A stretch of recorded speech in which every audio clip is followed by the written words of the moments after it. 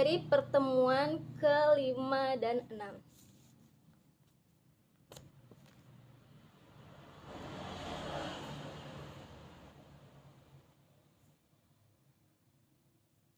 Ciri kalimat jurnalistik. Yang pertama, benar dan logis.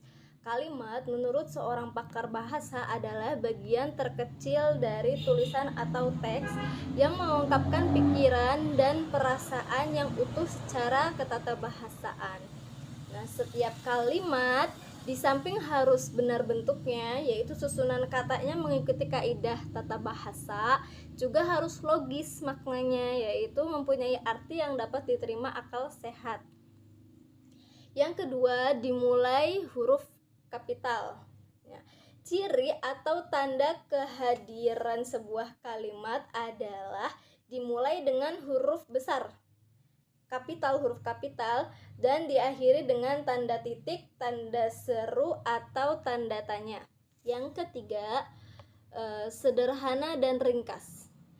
Nah, struktur kalimat dalam bahasa jurnalistik termasuk dalam kategori sederhana karena umumnya hanya mengandung unsur objek, predikat, objek, dan keterangan dalam kurung SPOK. Selain itu, kalimat klausa majemuk setingkat umumnya sederhana, juga ringkas dan jelas. Yang keempat, menarik dan lugas. Kalimat jurnalistik disusun dalam rangkaian kata yang tegas, jelas, lugas, dan menarik. Tegas, jelas, lugas dilihat dari sisi pesannya, dan menarik dilihat dari sisi pilihan katanya. Yang kelima terakhir, deklaratif dan informatif. Kalimat jurnalistik lebih banyak bersifat deklaratif dan informatif, artinya memberitahukan atau melaporkan fakta peristiwa kepada khalayak secepat mungkin dengan kandungan bobot informasinya yang aktual, faktual, menarik atau penting, akurat, benar, lengkap, utuh, jelas, jernih, jujur, adil, berimbang, relevan, etis, dan bermanfaat.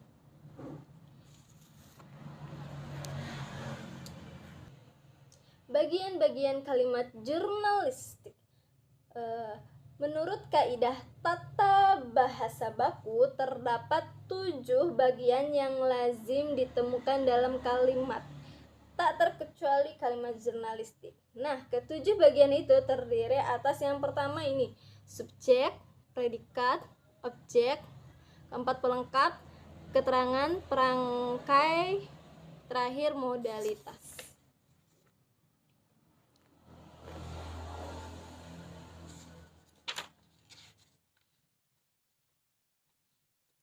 Jenis-jenis kalimat jurnalistik.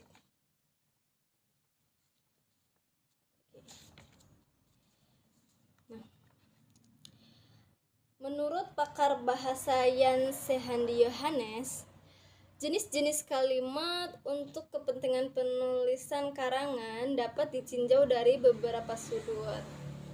Antara lain ini yang pertama, jumlah kata. Yang kedua ada tidaknya klausa, kemudian ada jumlah klausa, kemudian nilai komunikatif, sifat hubungan, unsur negasi, respon atau tanggapan, langsung tidaknya pengutipan, dan kedudukan kalimat.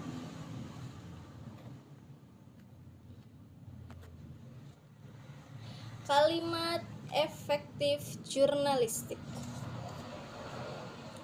Menurut pakar bahasa, ciri-ciri kalimat efektif yaitu ada 5. Nah, itu ada di sini. Kesatuan dan kesepadanan, kepaduan dan koherensi, kesejajaran atau keparalelan, penekanan atau titik berat, kelogisan atau kenalaran. Nah, itu variasi kalimat jurnalistik. Menurut beberapa pakar bahasa, jadi variasi kalimat itu dapat dilakukan dengan cara ini. Yang pertama tuh ada 9 subjek pada awal kalimat, kata modal pada awal kalimat, panjang pendek kalimat, menggunakan kalimat langsung, menggunakan kata negasi, predikat pada awal kalimat, frasa pada awal kalimat, mengubah kalimat aktif, terakhir menggunakan kata bersinonim. Kalimat goyah jurnalistik. Ada 2 di situ ya.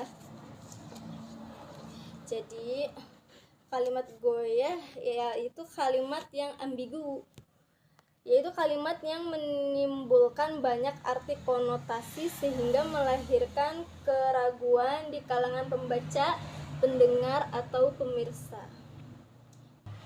Kalimat hemat jurnalistik. Unsur penting yang diperlukan dalam pembentukan kalimat efektif adalah kehematan. Kehematan tidak berarti kata yang diperlukan atau yang menambah kejelasan makna kalimat boleh dihilangkan.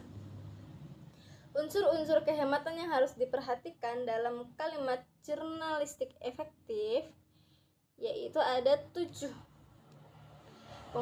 Yang pertama, pengolahan subjek kalimat. Kedua, pemakaian akronim. Ketiga, kata dan kalimat rancu. Keempat, pemakaian kata.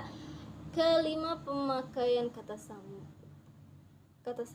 Keenam, pemakaian kata depan. Yang terakhir 7, hiponim.